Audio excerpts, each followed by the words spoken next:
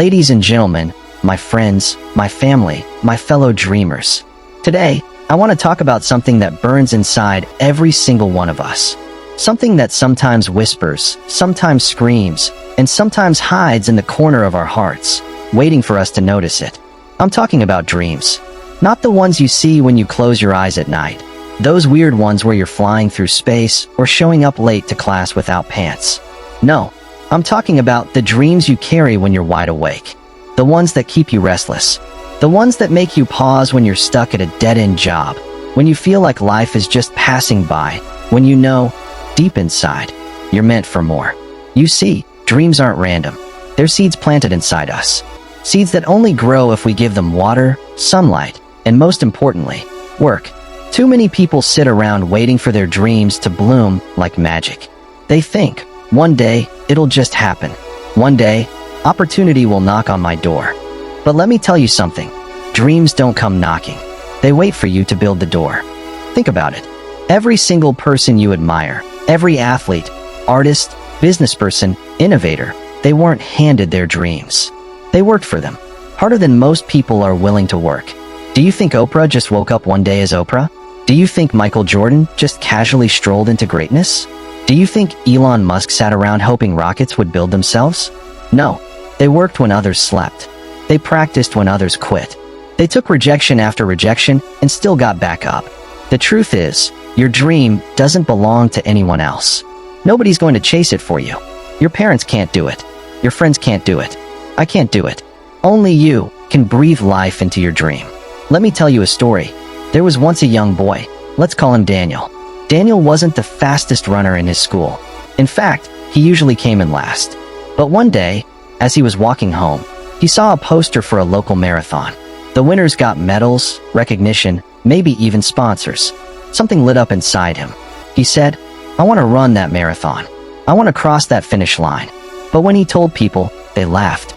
You? Run a marathon? You can't even finish a mile without collapsing. His friends teased him. His family told him to be realistic. His coach advised him to focus on something else. And for a moment, Daniel believed them.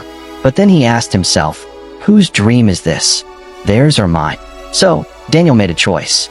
Every morning at 5 a.m., he ran. At first, he barely made it down the block. His lungs burned, his legs gave out. But the next day, he ran again. And again, and again. Weeks passed. Months passed.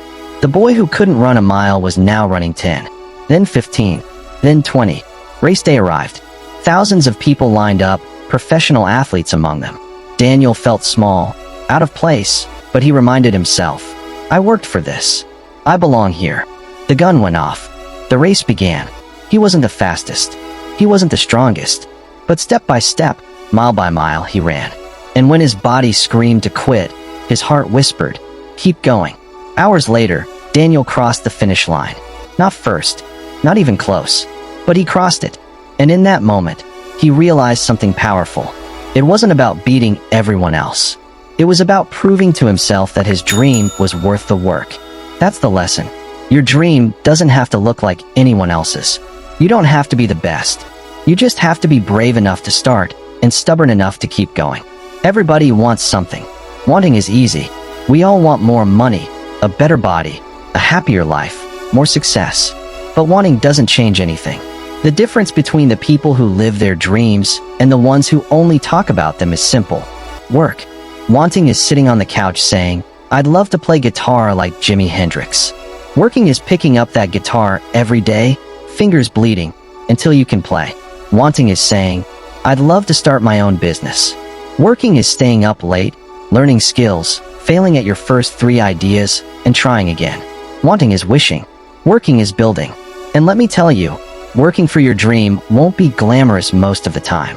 People love the highlight reel, the trophies, the speeches, the applause. But the real story? It's late nights. It's rejection emails. It's practicing in silence while nobody claps. It's eating cheap meals because you spent your money investing in yourself. It's lonely. It's hard. But it's worth it. Let me share something personal. When I was younger, I had this wild dream of speaking on big stages, inspiring people, writing words that would actually move hearts. But I wasn't confident. I was terrified of public speaking. My hands would shake, my voice would crack, I remember the first time I gave a little talk in class. I froze. People laughed. I went home that day thinking, maybe this isn't for me. But the dream wouldn't die. I kept imagining it. And eventually, I asked myself, am I going to let fear decide my future? So I worked. I read books on communication. I practiced in front of a mirror. I recorded myself and cringed at how bad it was. But I kept going. I signed up for small events, even though my knees were trembling. And every single time, I got a little bit better. Years later, I found myself standing in front of hundreds of people, delivering a speech, and instead of fear, I felt fire. I felt alive. That's when I understood, dreams grow when you do. But let's be real. Working for your dreams isn't just about hard work. It's about fighting enemies. Enemies that live inside us and around us. 1. Fear. Fear whispers, what if you fail? What if they laugh? What if you're not good enough? But here's the truth. Failing is part of the process. Every failure is a stepping stone. The only real failure is quitting. 2. Doubt. Doubt says, people like you don't succeed. You're too ordinary.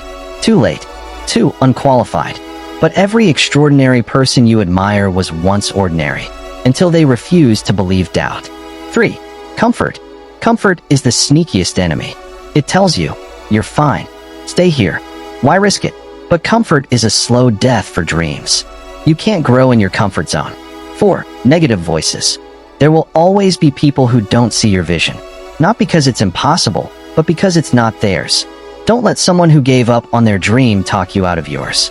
Now, maybe you're thinking, this all sounds like a lot of work. Is it really worth it? Let me answer that with one word. Yes. Because when you chase your dream, when you actually put in the work, you come alive. You discover parts of yourself you never knew existed. You grow in strength, resilience, courage. You inspire others, even without realizing it. Imagine looking back at your life and saying, I tried. I gave it everything. Imagine the pride of knowing you didn't just settle. You fought for something that mattered to you. Because here's the thing, whether you work for your dreams or not, time will pass anyway. 10 years from now, you'll either be living the results of your effort or living with regret. And regret is heavier than failure. So, my friend, what is your dream? What's that thing you think about late at night? That spark you've been ignoring? Maybe it's starting a business. Maybe it's writing a book. Maybe it's being an artist, a dancer, a doctor, a traveler, a leader. Maybe it's just being the best version of yourself. Whatever it is, start. Don't wait for perfect conditions. Don't wait for approval.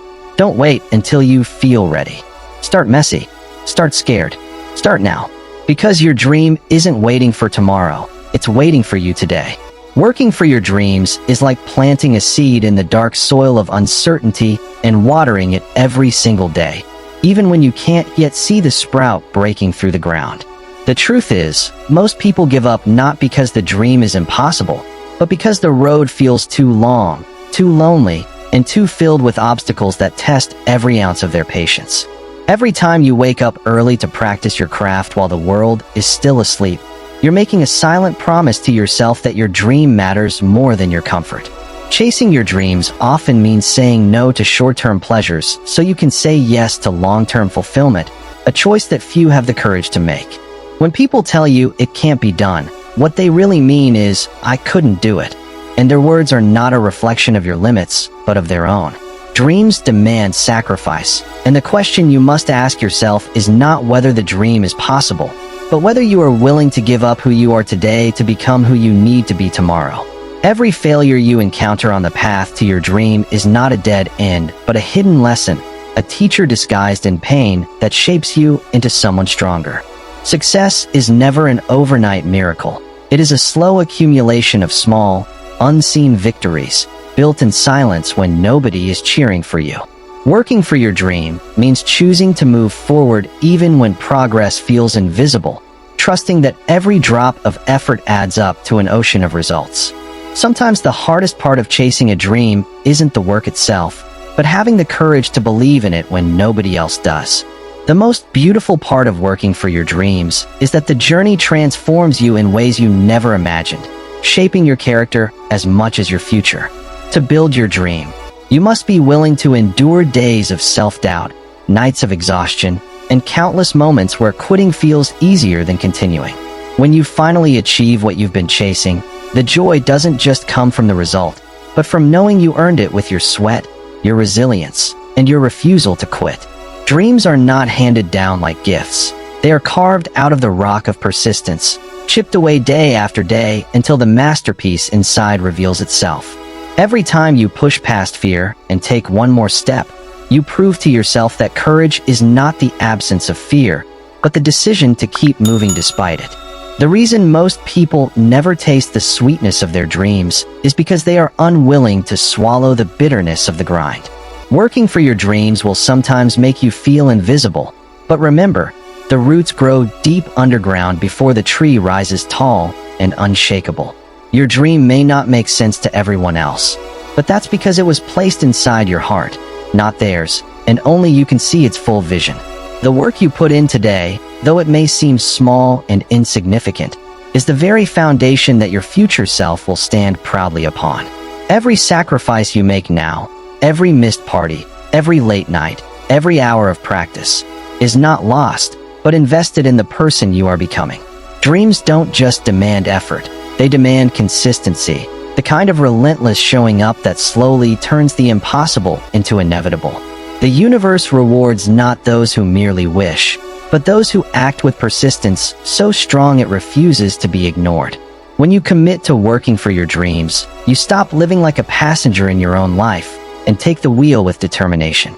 The grind will break you down, test your patience, and strip you of excuses, but in the end, it will also rebuild you into someone unstoppable. One day, the same people who doubted you will look at your success and call it luck, never realizing it was simply the result of years of unseen work. Let me leave you with this. Dreams are free, but the hustle is sold separately. If you want it, prove it. Work for it. Sweat for it. Fight for it. Because one day, when you're standing in the middle of your dream come true, you'll look back at every tear, every failure, every lonely night, and you'll smile. Because it was all worth it. So don't just dream. Work for your dreams.